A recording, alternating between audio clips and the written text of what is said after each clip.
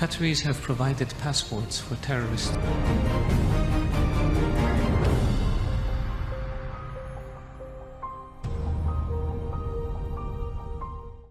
السلام عليكم، أهلا وسهلا بكم في حلقة جديدة من برنامج الصحافة الاستقصائية جمرة. سأبدأ من حيث ما انتهينا به في الحلقة الماضية، والتي تحدثنا فيها عن دور ديفيد كيز المتحدث الرسمي لرئيس الوزراء الإسرائيلي بنيامين نتنياهو في دعم ما يسمى المشاركين الإلكترونيين في السعودية وأيضا الدول العربية، ونذكركم بأهم ما تم ذكره في الحلقة الماضية.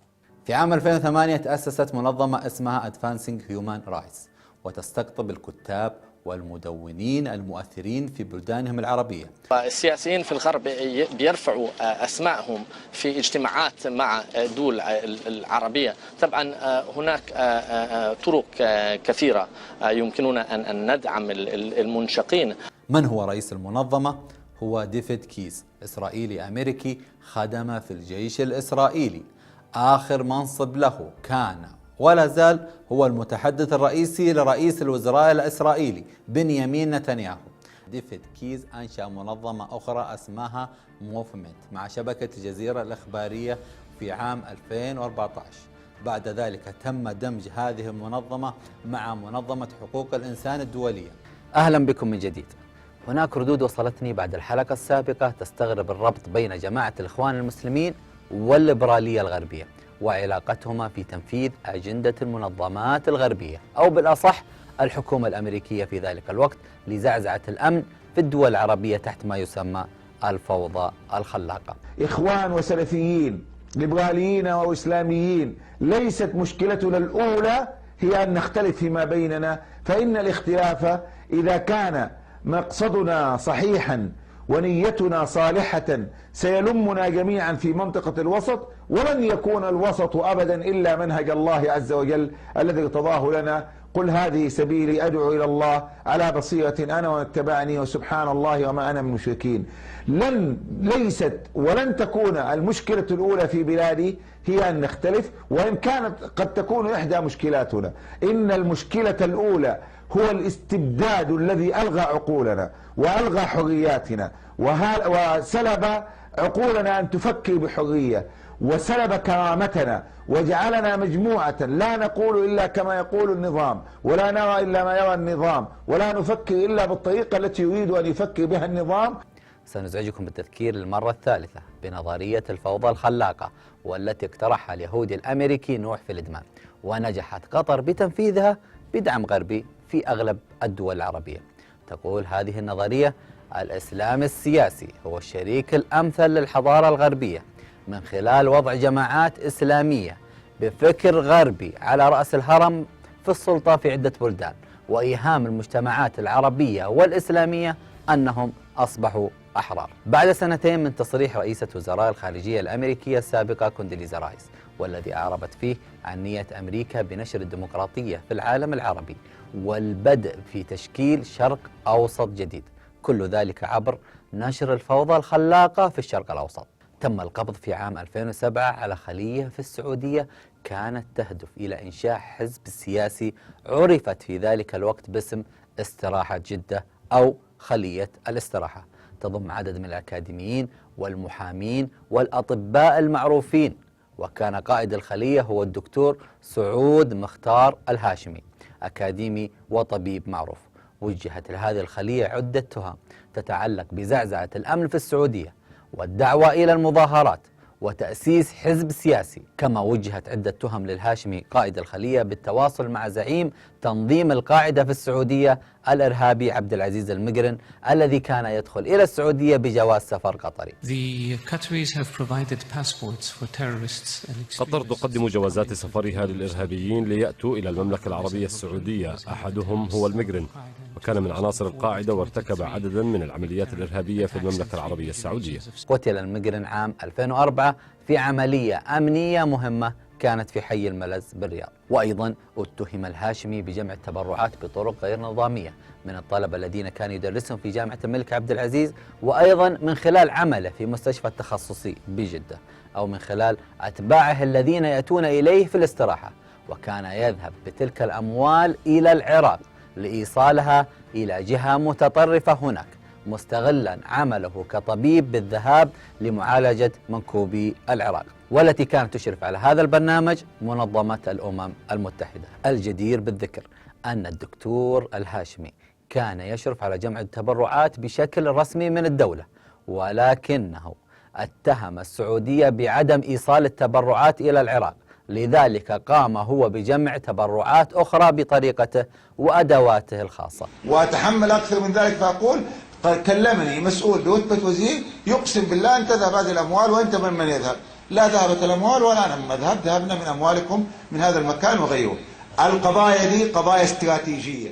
حاول المحامي الكويتي أسامة المناور والمعروف بانتمائه للإخوان المسلمين في الترافع والدفاع عن متهمي الخلية في المحاكم السعودية، وطبعا كان ذلك عن طريق منظمة الكرامة التي كان عضوا فيها ورأسها فترة من الوقت. طبعا السعودية رفضت، فكان المحامي السعودي باسم عالم والمعروف بتعاطفه مع الإخوان المسلمين هو الذي دافع عن المتهمين وتحديدا الهاشمي، ومن ثم ترافع عنهم المحامي وليد أبو الخير. بالعودة لمنظمة الكرامة، هي منظمة مقرها جنيف، تهتم بخدمة قضايا حقوق الإنسان في جميع الدول العربية ما عدا قطر. أصدرت وتبنت أكثر من 230 قضية عن المعتقلين في السعودية، وفي أواخر 2011 كانت محاكمة هذه الخلية وتم سجن الهاشمي وغيره والإفراج أيضا عن بعض المتهمين. وبعدها في 2012 تم تكريم سعود الهاشمي والدكتور محمد الركن من الإمارات بجائزة الكرامة لحقوق الإنسان في جنيف من قبل عبد الرحمن بن عمير النعيمي. استلم الجائزة المحامي أسامة المناور نيابة عن الهاشمي. عبد الرحمن النعيمي أدرجت وزارة الخزانة الأمريكية اسمه على قائمة الإرهاب عام 2014، وأيضا السعودية ودول المقاطعة عام 2017. أما قطر التي يسكن فيها ويغرد حتى الآن منها أدرجت اسمه على قائمة الإرهاب أواخر عام 2018. بالعودة لخلية الاستراحة، كانت هناك حملات قوية وشرسة على السعودية من قبل بعض الدول والمنظمات الإنسانية، والتي تزامنت مع ما يسمى الربيع العربي، حتى أن بعض الكتاب والمثقفين السعوديين وأيضا الدعاة استنكر تلك الأحكام على أعضاء الخلية، وغرد عنها دعاة لهم أتباع كثر كالعريفي والعودة، وطالبوا الملك بالتراجع عنها. أذكر أنه الوالد يعني كان دائما ما يحفزني على الدخول في الأنشطة العامة اللي كان بالتحديد في تلك الفترة في الحي كان يعني مسؤول عنها الإخوان المسلمين تقريبا، فانخرطت معهم في وقت مبكر جدا في بداية المتوسطة. وطبعا اللي شارك مع في جو الإخوان ويعرف الإخوان يعرف حرصهم الشديد على تربية الاهتمام بالآخر وعلى حمل هم الأمة، وهذه المصطلحات اللي دائما تداولها، حمل هم الأمة والتطلع إلى إرساء الخلافة وما إلى ذلك. أما المحامي وليد أبو الخير فبدأ في استعداد الحكومة السعودية علنا من خلال ظهوره في القنوات الفضائية، ليقوم بعد ذلك بمحاولة لتأسيس جمعية حقوقية مقرها القطيف، فتم رفضها ليتجه بعد ذلك إلى كندا وأسسها هناك، وأعلن عبر حسابه الشخصي عام 2012 أنها منظمة حقوقية سعودية مقرها كندا وتحت إشراف الحكومة الكندية. انضم وليد أبو الخير لمنظمة المشقين الإلكترونيين.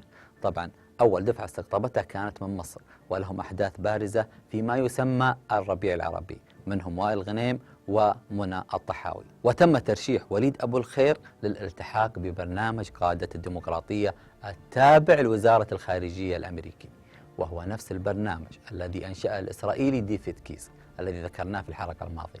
منعت الحكومة السعودية وليد أبو الخير من السفر، وتم إثارة الموضوع من هذه المنظمة ومنظمة الكرامة وقناة الجزيرة وغيرهم، لترسل وزارة الخارجية الأمريكية إلى السلطات السعودية استفسارا عن سبب منع وليد أبو الخير من السفر. المحامي وليد أبو الخير أطلق بيان مع مجموعة من الكتاب والإعلاميين والدعاة والمثقفين السعوديين كان بعنوان معالم في الملكية الدستورية، طالبوا فيها صراحة الحكومة السعودية بتغيير النظام الحالي إلى ملكية دستورية.